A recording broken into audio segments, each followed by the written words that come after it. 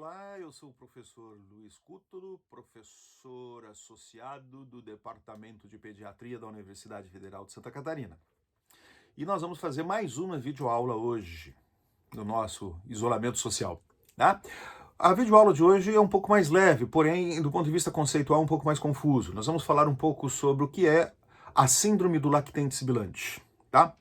Se nas aulas anteriores eu já preveni vocês de que tudo que eu disse não poderia ser constituído verdade, sobretudo uma verdade absoluta, o que eu falar hoje sobre síndrome lactente sibilante, isso está muito mais impregnado de inverdades e imprecisões. Então, são tentativas que eu vou fazer de trazer conceitualmente aqui alguns autores falam e tentar fazer uma síntese didática para quem é aluno de medicina, quem é interno, quem é residente ou um médico que vai atender numa emergência, tá? Mas é uma síntese que pode provocar muita discordância também. Então não tomem isso como verdade. Fiquem bem atentos para isso. E por que eu estou trazendo essas informações para vocês? Eu tô relativizando o que eu vou dizer. Porque se você for pegar o guideline canadense, por exemplo, o guideline canadense vai dizer o seguinte, ele nem chama de lactente sibilante, ele fala de asma do pré-escolar.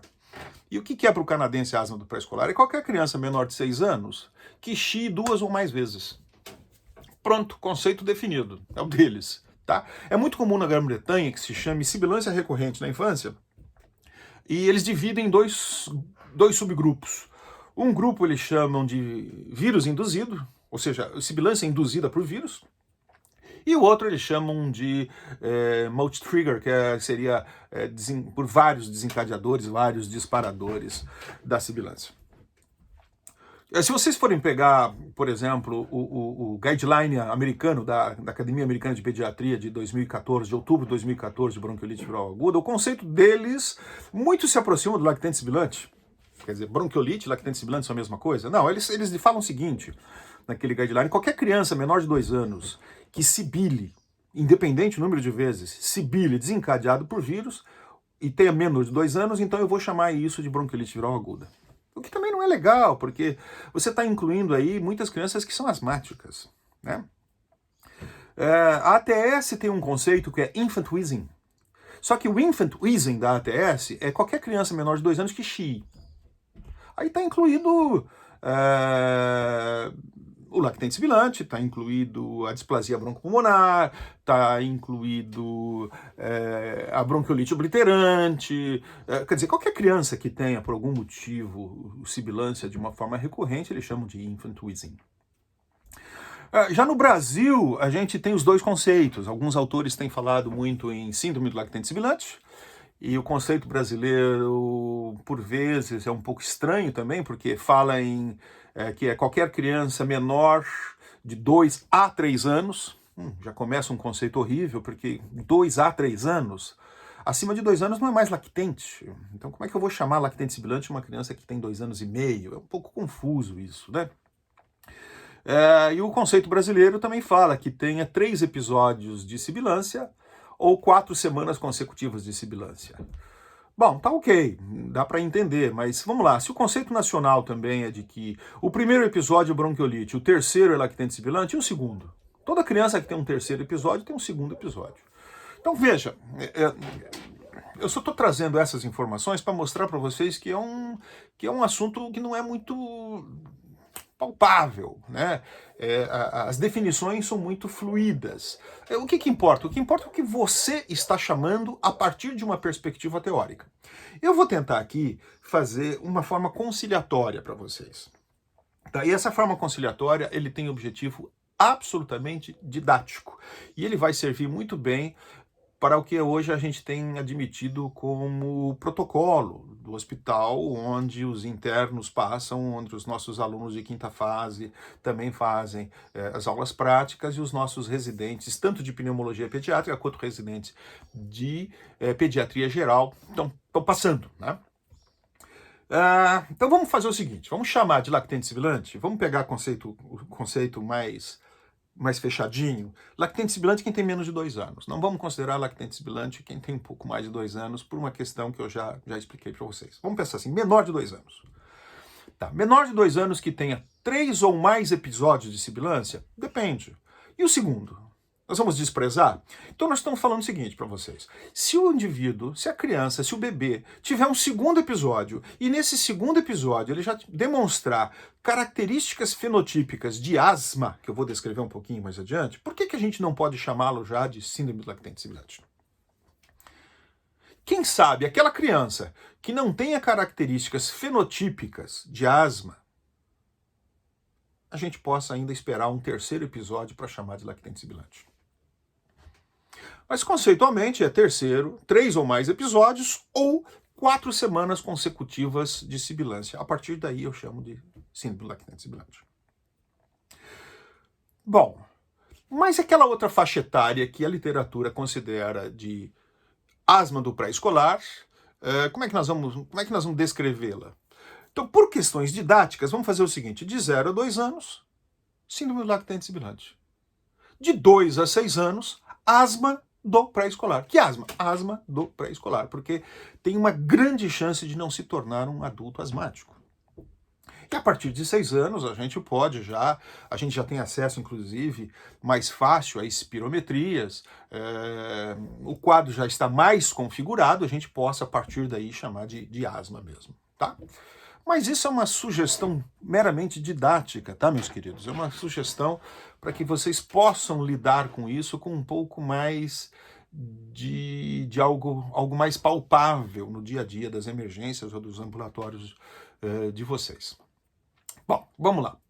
Então já conseguimos definir o lactente sibilante e já conseguimos definir a asma do pré-escolar, embora a gente possa englobar o lactente sibilante nas características de asma do pré-escolar, como fazem os canadenses sem o menor problema, e muitos autores brasileiros também fazem sem nenhum problema. Então não tem nenhum erro em chamar dessa forma, né?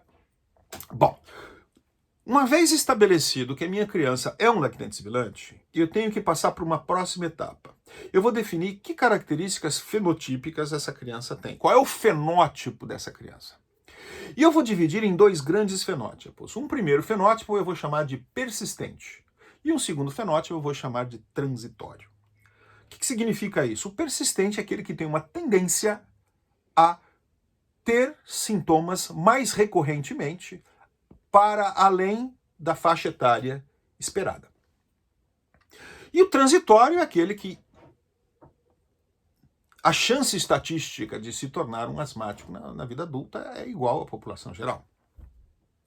Bom, quais são as características, então, do fenótipo persistente? Vamos lá. Para que a criança seja enquadrada dentro do fenótipo persistente, eu preciso que ela estabeleça respostas a critérios maiores e critérios menores de inclusão. Eu diria o seguinte, que um critério maior ou 2 critérios menores são suficientes para você classificar a criança como lactente, sibilante, persistente. Há garantias de que será um lactente sibilante persistente se ele atender a um critério maior ou 2 critérios menores? Não há garantia. Então eu sugiro vocês que quando colocarem no prontuário, vocês coloquem provável fenótipo persistente ou provável fenótipo transitório, tá? As crianças que têm um fenótipo persistente, ela tem que atender a alguns critérios, né? Vamos falar dos critérios maiores, quais são? Critérios maiores. 1. Pai, sobretudo a mãe, asmática. Essa pergunta tem que ser feita sempre. 2. Presença de dermatite atópica. 3. Sibilância mediada por IgE, que é aquela criança que vai ter exacerbação, não só por vírus, mas ela pode ter também por poeira, por fungo, por pólen, seja lá o que for. O primeiro critério, pai ou mãe asmáticos. Importantíssima essa pergunta. Sobretudo se for mãe. Tá? Por quê? Porque a mãe tem a capacidade de transmitir para o seu filho essa tendência de asma mais do que o pai. Sabe-se hoje, por associação estatística, que o pai tem uma tendência maior a transmitir para o menino, para o filho, a asma. Já a mãe é para a menina e também para o menino. Tá? Então, se a criança for um lactente sibilante classificada, lactente sibilante, e tiver pai ou a mãe com asma ativa, isso significa você já tem dado suficiente para classificá-la provisoriamente, provavelmente, como síndrome do lactente sibilante fenótipo persistente. Tá bom? Presença de dermatite atópica, essa é o mais comum de todos que vocês vão ver. Né? Quando a criança chia 3, 4 vezes e tem dermatite atópica, meu caro, o risco dela chiar é muito maior. Tá? E sibilância IgE mediada não é comum. Não é comum. Mesmo nas crianças que são lactentes sibilantes persistentes, vocês não vão observar com grande frequência esse terceiro critério. Os 2 primeiros são muito comuns. O terceiro não é tanto. Então tá bom. Se a criança preencher um desses 3 critérios maiores, então pronto. É um lactente sibilante persistente. Vamos lá. Quais são os critérios menores? Critérios menores são presença de alergia alimentar, sobretudo alergia à proteína do leite de vaca. 2. Eosinófilos superiores a 4%. 3. Sibilância desencadeada além do vírus, desencadeada por algo que não seja IgE mediado. Por exemplo, meu filho chia quando gargalha. Meu filho chia quando corre. Meu filho chia quando o meu sogro acende um cigarro. Meu filho chia quando há uma mudança brusca de temperatura. Isso não é mediado por vírus e nem tampouco é mediado por IgE. Então é um outro tipo de fator desencadeador. E por último, o mais incomum de todos é a presença de rinite alérgica. Eu digo mais incomum de todos porque vocês sabem muito bem que rinite alérgica não é um fenômeno muito facilmente perceptível numa criança menor de 2 anos. Né? Se vocês se lembrarem sobre a trajetória da atopia, vocês vão se lembrar, né, que o atópico ele começa a desenvolver a rinite alérgica na fase pré-escolar. Não é provável, pouco provável que ele desenvolve ainda como lactente, embora seja possível, né? Bom, então eu apresentei para vocês 4 critérios menores. Se a criança apresentar 2 critérios menores, mesmo que não apresente nenhum critério maior, eu vou considerá-la como provável síndrome do lactente sibilante com fenótipo provável persistente. Se a criança não preencher critério maior ou menor, eu vou chamá-la de síndrome do lactente sibilante transitório. Transitório. Então, o transitório, normalmente, é aquela criança que a mãe não é asmática, o pai não é asmático, não tem dermatite atópica e não chia por outro motivo a não ser vírus. O mais comum é isso. Não chia por outro motivo. Não tem pai asmático, não tem mãe asmática, não tem dermatite atópica e toda vez que chia porque pegou uma infecção viral respiratória na creche. Né? Esse é o mais comum, é o que a gente vê regularmente. Por que fazer essa classificação entre síndrome do lactente sibilante e fenótipo persistente e transitório? Isso tem uma importância tanto prognóstica quanto terapêutica. Tá? Do ponto de vista prognóstico, se eu pegar uma criança persistente, síndrome do lactente sibilante, fenótipo persistente, ela tem 75% de chance de se tornar um adulto asmático. Ou seja, ela tem 25% de chance de não ser um adulto asmático e a sua asma melhorar na infância. Agora, se a criança tem síndrome do lactente sibilante transitório, ou seja, aquele vírus induzido que os ingleses chamam, sem características fenotípicas de atopia, ela tem a mesma chance da população geral de se tornar um adulto asmático. A mesma chance. Igual. Não muda. Então, veja, fazer essa classificação de cara, como médico de família, como pediatra, já já te ajuda a saber em que terreno que você está pisando. Bom, eu falei que do ponto de vista de prognóstico, de evolução, é importante perguntar. E também assinei para vocês que do ponto de vista de tratamento também é importante perguntar. Por que isso? Porque as crianças que são lactentes sibilantes induzidas por vírus, elas são poucamente tratáveis com corticoide. A resposta ao corticoide oral é ridícula. E a resposta ao corticoide inalatório preventivamente também não é boa. Já a criança que tem tem síndrome lactente sibilante com fenótipo persistente, a resposta ao corticoide na fase aguda, na exacerbação, é rápida, é ótima. E a resposta à corticoterapia inalatória na profilaxia de novas exacerbações também é muito boa. Então, isso é interessante a gente ver, né? Então tem uma importância outra aí que não é só prognóstica, mas é em relação ao tratamento que eu vou fazer. Bom, então conseguimos classificar. A criança passou de 2 anos, ela tem 3, 4, 5 anos. Ela, então, é uma asma do pré-escolar. Estamos tentando definir isso agora, repito, didaticamente, né, para vocês. É o que nós temos adotado no nosso serviço. Tá? Se ela tiver mais de 6 anos, então já está resolvido também. O que muda o síndrome do lactente sibilante da asma do pré-escolar? Pouca coisa. Né? Evidentemente que existe um pico de melhora da sibilância na infância que é com 2, 3 anos. É inegável que ocorre isso. Tem criança que tem exacerbação até 2. Depois nunca mais vai ter. Tem crianças que pode se prolongar um pouco mais, aí por isso a classificação de asma do pré-escolar. E tem aquelas que vão chiar até a vida adulta. Bom, pode fazer alguma diferença prognóstica, algumas coisas que são mais exteriores ao bebê do que a simples característica genética, fenotípica? Pode ter, viu?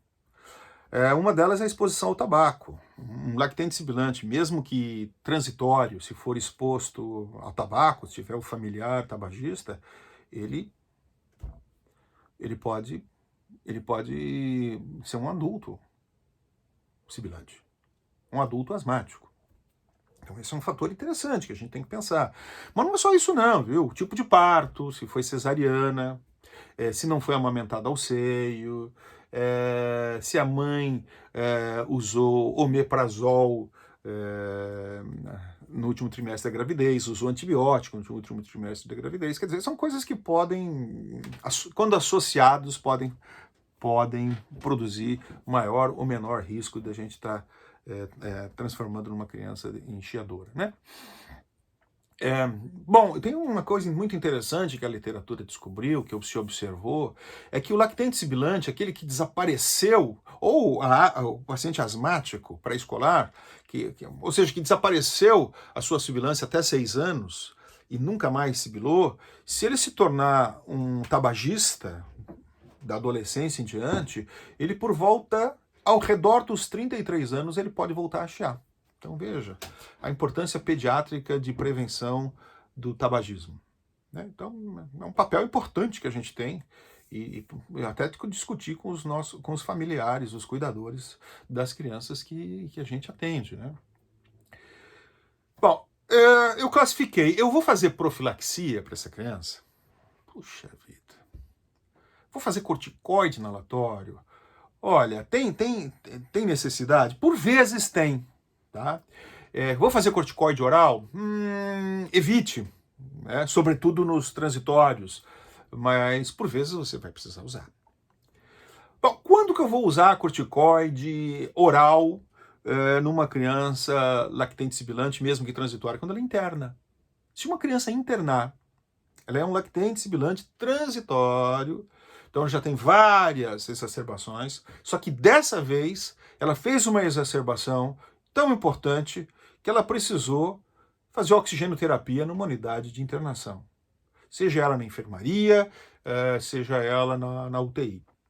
Olha, essa criança está sujeita a necessitar de corticoide oral.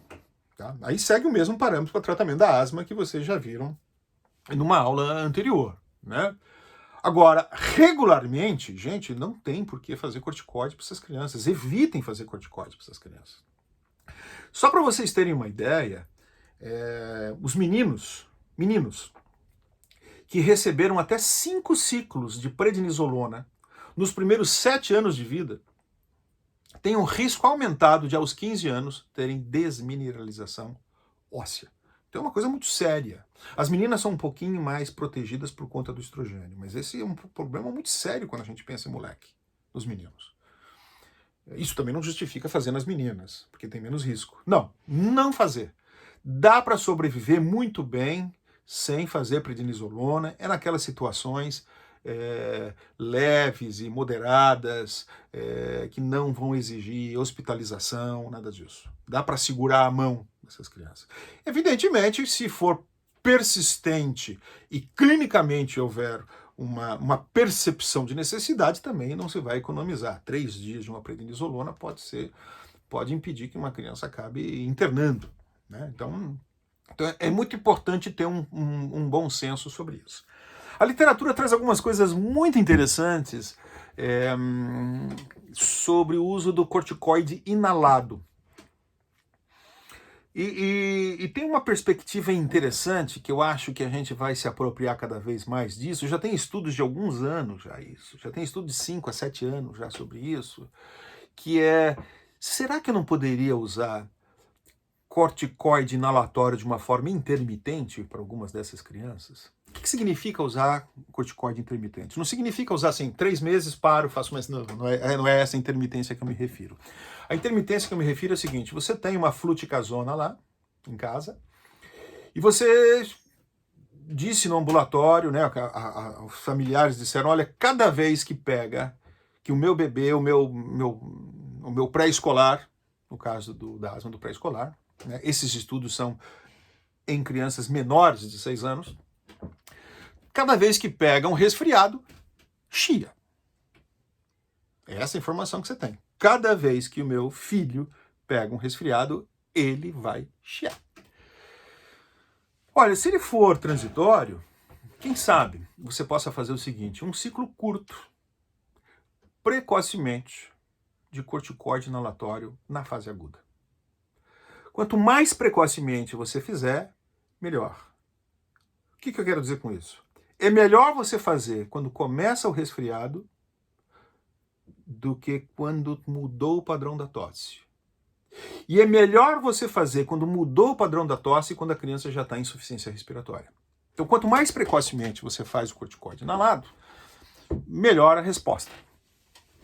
Tem um estudo muito interessante que foi descrito num site de pediatria baseada em evidência da Associação Espanhola de Pediatria, que mostra que os lactentes sibilantes transitórios, os pré-escolares, os pré-escolares chiadores, né, transitórios, que receberam corticoide inalado precocemente, tiveram menos risco de internação do que aqueles que receberam placebo.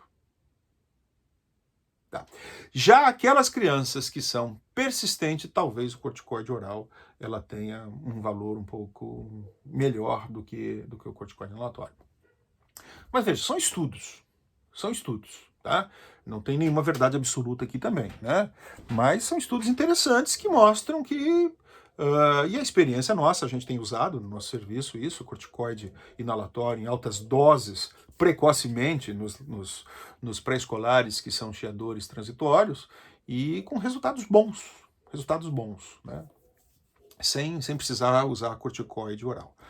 Não é uma dose, não vai usar a dose profilática, tá? Então você tem que usar 4 vezes a dose profilática por dia. E você vai fazer por um período curto, você não vai fazer muito tempo, você vai fazer uma semana só de corticoide inalado com dose 4 vezes maior do que a dose preventiva. Então, a dose que você faria preventivamente, você multiplica por 4, é a dose que você vai fazer do corticoide intermitente para que a criança não chie. E repito, quanto mais precocemente eu começo, mais rapidamente a criança sai. E isso também vale para o salbutamol. tá? Na exacerbação do lactente sibilante. Quanto mais precocemente eu faço o salbutamol, menos tempo de uso eu vou fazer do salbutamol. Bom, quando que eu posso decidir fazer corticoide inalado naquela criança que não foi hospitalizada? Porque aquela criança que foi hospitalizada, a recomendação da bibliografia é, se a criança foi hospitalizada com um quadro grave ou crítico, ela precisa, ao sair da internação, receber corticoide inalado. Seja ela transitória, seja ela persistente. Bom, mas algumas decisões eu preciso fazer ambulatorialmente. Essas decisões ambulatoriais, por favor, não façam com crianças transitórias. Tá? Evitem o máximo possível de fazer corticoterapia, tanto oral quanto inalada, em situações habituais do lactente sibilante ou do asmático pré-escolar transitório. Bom, qual é a indicação geral fora a hospitalização? Olha, aquela criança que tem 2 chiados no mês, já fica ligado com ela. Tá? Aquela criança que tem é persistente, tem dermatite atópica, ou uma mãe asmática, e sabidamente tem exacerbação desencadeada, IgE mediada, opa, essa criança pode ser muito bem beneficiada com o corticoide inalado, né? E aí pode ser a fluticasona. Bom, no caso do SUS nós não temos a fluticasona, nós temos a beclometasona, que não é superior à beclometasona, mas é preferível que se use uma droga disponível como a beclometasona do que uma droga que é melhor, que é a fluticasona, mas que não vai estar disponível para a população, porque tem um custo isso, tem um preço isso, né? Então é isso. Eu acho que a gente vai ficar por aqui. Em relação a tratamento de exacerbação, como eu já tratei isso numa videoaula anterior, por favor, quem tiver interesse de saber como trata o tratamento da exacerbação da asma e o tratamento da exacerbação da asma do pré-escolar, ela não difere muito. Do lactente sibilante, o que vai diferir é essa questão que eu falei para vocês sobre a opção de fazer ou não fazer o corticoide oral ou fazer ou não fazer o corticoide inalado de forma intermitente também, né, na exacerbação. Tá bom? Eu acho que ficamos por aqui hoje. Eu espero que vocês tenham gostado. Eu espero que tenha esclarecido alguma coisa, se não confundiu vocês ainda mais, tá bom? E a gente vai se ver num próximo encontro, numa próxima videoaula. Até breve.